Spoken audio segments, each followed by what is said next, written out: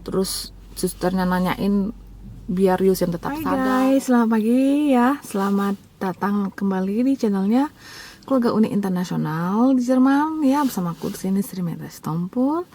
Asal dari Medan, kalian pasti tahu ya. Tiap hari aku bilangnya ketika aku buat vlog ya.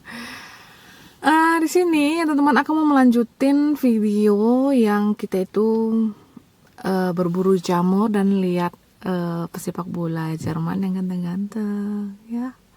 Tapi itu sih rencana kita ya, rencana aku dan suami ingin melihat sepak bola ya, orang bermain bola. Tapi pada akhirnya kita nggak jadi ya nonton bola karena ada suatu kejadian ya yang menimpa putriku Yosia. Nah, waktu itu kita itu baru nyampe dan baru berdiri sebentar di situ, langsung perempuan bilang ke suamiku ya, dengan jarak jauh itu sekitar 3 meteran, bilang, kamu itu harus daftar dulu, katanya gitu kan. Nah, sini kan semenjak corona itu mau di tempat umum itu, mau di restoran ataupun di lapangan sepak bola ataupun di knaipe. Nah, kami itu harus daftar dulu ya, teman-teman. Nah, suamiku udah sempat berdiri di tempat penonton gitu ya. Jadi tempat pendaftarannya agak jauh ke sudut dan di luar gitu ya.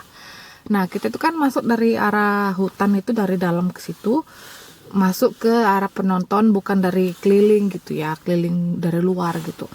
Terus suamiku ke situ lah ya kan, mau daftar gitu, jalan, rupanya Yosian nggak ngikutin dia dari belakang kan, cuman berdiri di atas tangga. Nah, waktu berdiri di atas tangga itu, aduh, kejadian lah ya kan. Aku waktu itu nggak sama-sama suamiku ya kan.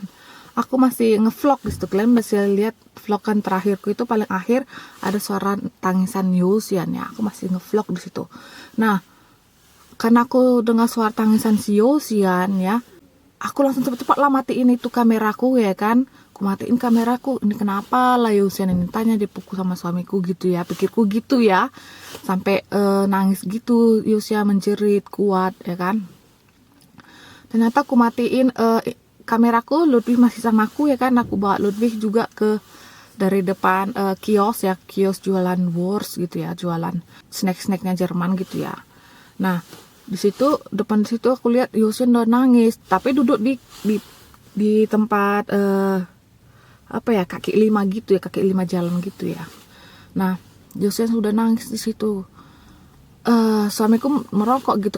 Aku di situ belum tahu kejadian apa-apa gitu kan, kenapa dengan Yosian. Tapi Yosian udah nangis duduk, terus itu dari jarak 10 meter masih di bawah itu ya kan, ada tingkatannya gitu, macam terasering di atas dengan di bawah gitu ya teman-teman, di atas dengan di bawah. Jadi aku masih di daerah bawah tempat penonton bola gitu ya kan teman-teman. Nah, habis itu ya kan teman-teman, lama-lama mendekat, aku kan dari bawah ini aku lihat Yosian nangis, lama-lama mendekat. Terus suamiku bilang, Natol, that is grosse Probleme jetzt, katanya, artinya masalah besar ini katanya. Aku lihat makin dekat, Yosian kepalanya berdarah teman-teman. Pokoknya mengalir darah cepet banget. Terus aku mau panik, gimana ya kan, nggak bisa panik aku ya teman-teman, langsung aku tarik nafas, karena nggak mungkin aku panik lagi ya kan, nanti makin kacau gitu kan. Suamiku waktu itu merokok itu karena panik gitu ya kan teman-teman. Waktu itu masih lama orang itu mereaksikan bahwasan mereka itu harus ngambil perban untuk menutupin atau menstop darah kepala Yosian ya. Terus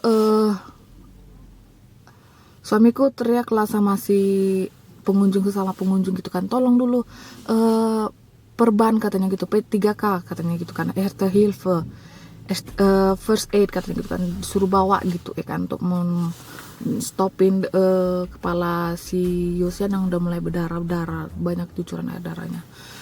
Terus ya teman-teman, waktu itu juga Yosian masih nangis ya kan, aku pegangin kepalanya gitu ya kan teman-teman, sambil nunggu perban. Diperbani pun masih nangis dia sikit-sikit ya kan. Aku bilang, ngapain kamu nangis?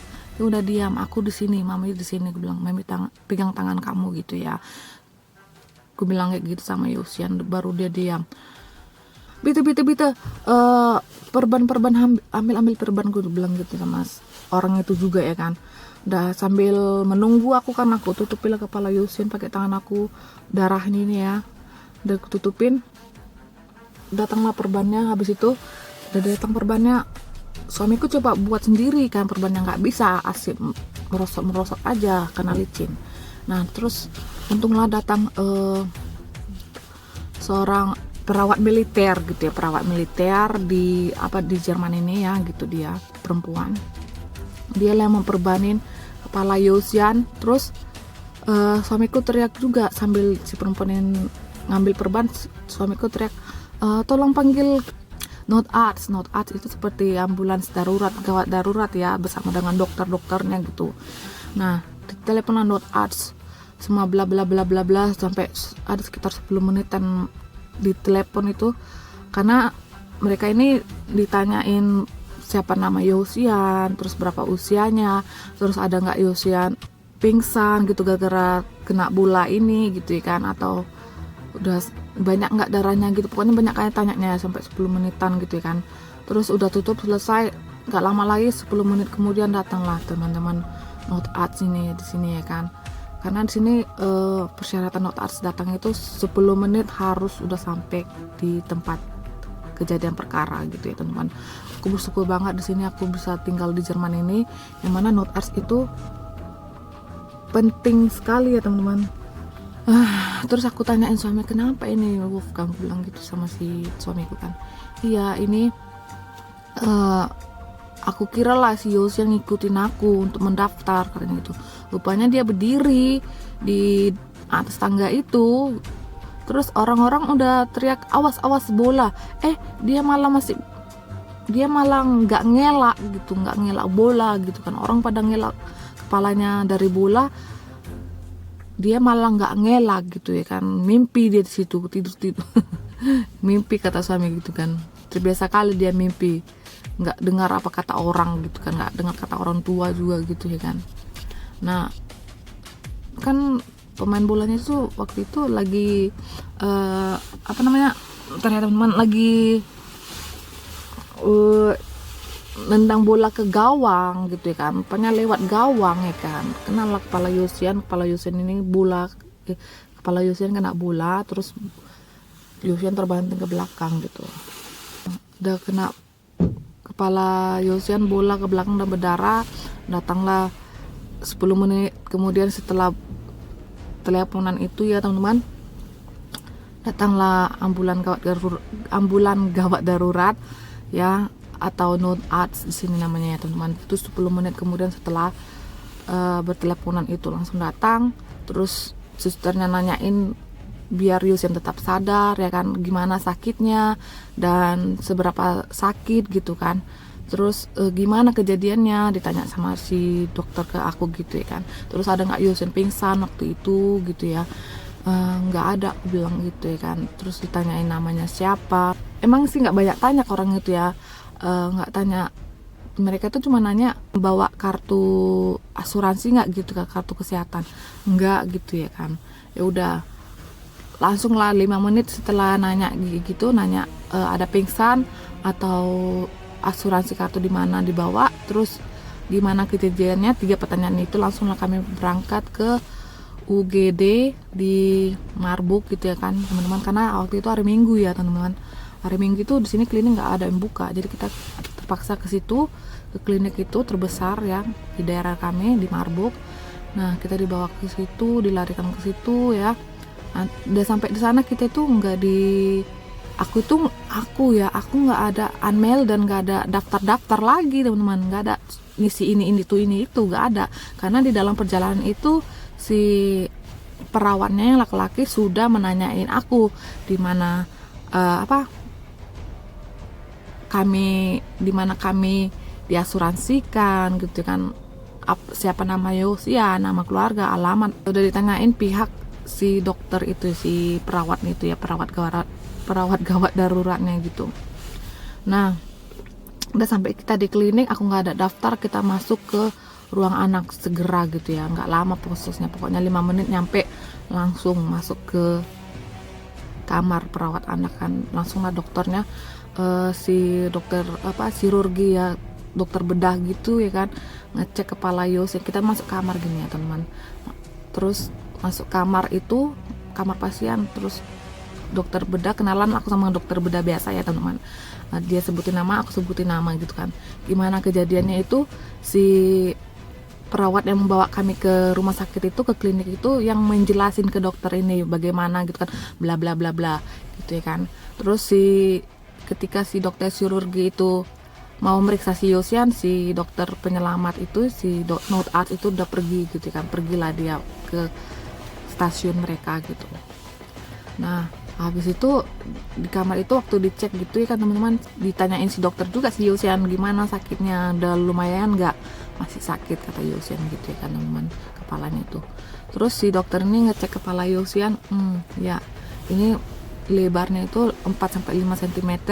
Terus aku tanya berapa dalam, aku bilang gitu kan, ini cuman 2 mili katanya gitu, 2 mili dalamnya gitu, nggak terlalu lah gitu. Terus mau diapain itu kepala, aku bilang gitu sama dokter. Nah ini cuman dilem aja gitu teman-teman, bayangin lukanya cuman dilem. Terus ku tanyain kenapa cuman dilem, kenapa nggak dijahit, aku bilang gitu. Iya, kita mau ngurangin luka yang lebih besar lagi gitu, mengurangi luka ini terjadi lebih besar lagi gitu teman-teman, makanya cuma dilem doang. Lem kesehatan pastinya, bukan lem kambing atau lem setan ya teman-teman.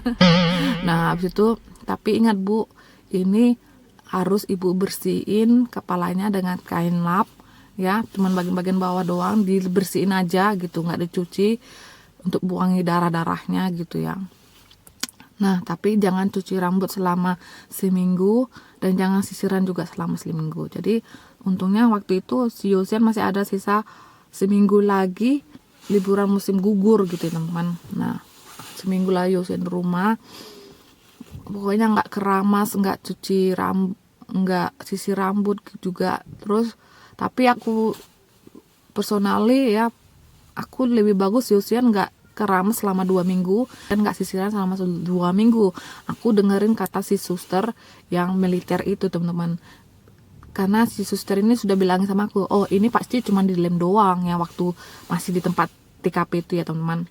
Oh ini pasti dilem doang, tapi nanti jangan dicuci rambutnya selama 2 minggu dan jangan sisiran selama 2 minggu, biaran aja seperti itu. Nah ya udahlah, setelah dari dokter itu nggak lama sih dokter, cuman 30 menitan, karena prosesnya pun nggak ada digundul rambutnya, nggak ada digundul ya sama si dokter chirurginya itu. Cuman dokter chirurginya bilang sama aku, nanti setelah di rumah tolong diperhatiin Yosian, kalau misalnya pingsan atau kalau misalnya dia muntah-muntah ya, langsung telepon katanya gitu kan. Aku tanya, telepon siapa sekarang, telepon klinik atau telepon Not Arts, aku bilang gitu sama dia kan. Ya Not Arts dulu kalau misalnya kalian mau cepat ke klinik katanya gitu ya kan, atau kalian bisa langsung ke klinik ini, langsung datang pakai mobil kalian gitu ya kan. Oh ya oke dokter. Terus ada obat untuk dimakan, aku bilang gitu kan, untuk menghilangkan rasa sakit. Oh nggak ada katanya, nggak dikasih obat makan teman-teman. Terus cuma dilem itu doang. Terus sampai di rumah aku bersihin kepala Yosian, darah-darah, aku nggak bisa cium bau darah teman-teman, apalagi udah kering mual, tapi tetap aku bersihin teman-teman. Udah sekian dulu ya teman-teman, itulah teman-teman, kadang apa yang kita rencanakan itu tidak sesuai dengan ekspektasi aslinya ya teman-teman. Kita itu waktu itu mau berencana nonton bola, aku mau sedikit cuci mata gitu ya, dengan lihat-lihat itu ya teman-teman, kalian tahu lah ya, masih perempuan aku ini ya.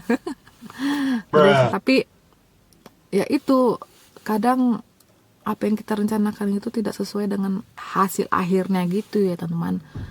Kita itu baru 5 menit di situ udah langsung kejadian itu teman-teman. Yosian kepalanya pecah, nggak pecah sih, berdarah gitu, terbuka gitu ya.